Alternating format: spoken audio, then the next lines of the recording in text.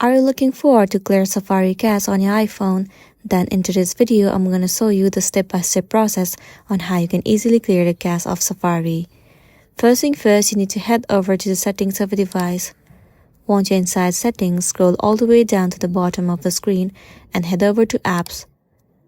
All the applications will be available to you. Search for Safari. Once found, you need to click on it and head over to it. Tons of different settings will be available to you. Scroll down and you will see the option of clear history and website data. While clicking on this might also clear the cache. If not, you need to scroll down and then head over to advanced. Click on website data at the top of the screen. Now you have to click on remove all website data. Once again, click on remove now.